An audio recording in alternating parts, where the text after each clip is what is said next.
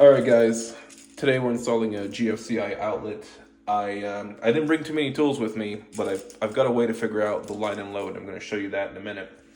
But first, let's just talk about what this is. This is a way to help people not get shocked. Simple as that. As soon as this outlet detects that there's some load being lost or some power being lost, it'll trip it. And that power being lost usually means somebody getting shocked.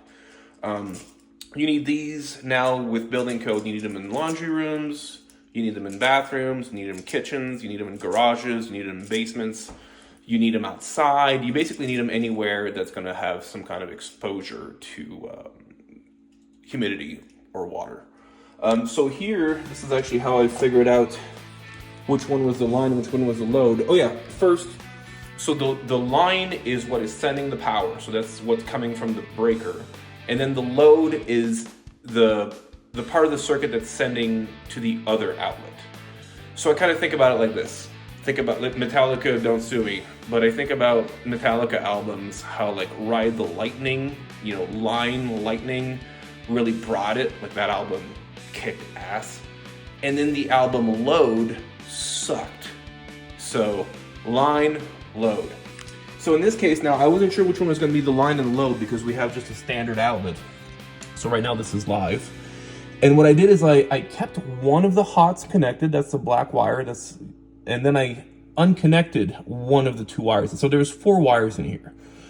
So I unconnected some and left some in there. And then I turned the breaker back on. Obviously I did this while the breaker was off. And when I turned the breaker back on, this light, again, I didn't bring too many tools today, is still working.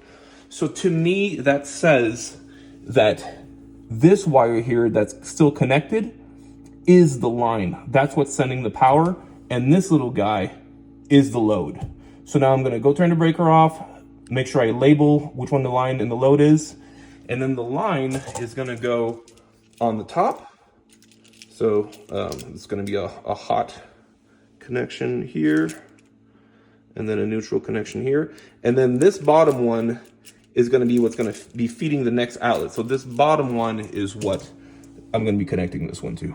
Okay, so I've got the old outlet out, and now I was able to look in here and kind of separate the wires. These wires at the top here, don't worry, the breaker's off. These are the ones that are going to the breaker panel. So this would be considered the line. And then these ones here are feeding this outlet right here. And so again, line and load. Line brings it, load sucks. And then the way that this is set up, you can only connect it with just a line if you need to. And if you need to connect a load to it, a load path, well then you take this little sticker off, and that is what the load is going to be connecting to, is this bottom part.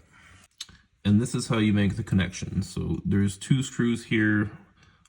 I like to loosen them up kind of all the way, and then you can just tuck the wire right in here, and then you just tighten that down.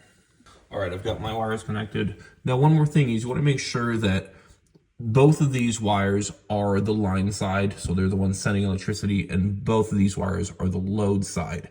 You don't want to inverse the 2 whites. That has to be consistent. Okay, so I've got this GFCI outlet connected here, and now that this one is connected and it's GF protected, it also means that this one, the one that is downstream, aka the load, is also protected. So if this one trips, this one will turn off as well. And I've got the faceplate on, and this is just me being LCD, but for the love of God, guys, make sure your screws are parallel and facing up. You know what? That one actually needs a little crank. I'm gonna take care of that. And that's it. If you like this video, follow me for more. I'm gonna keep making these. I'm gonna try to crank out 1 or 2 a week, maybe more. And I'm, even though I'm not doing this today, I'm renovating an old 1912 house.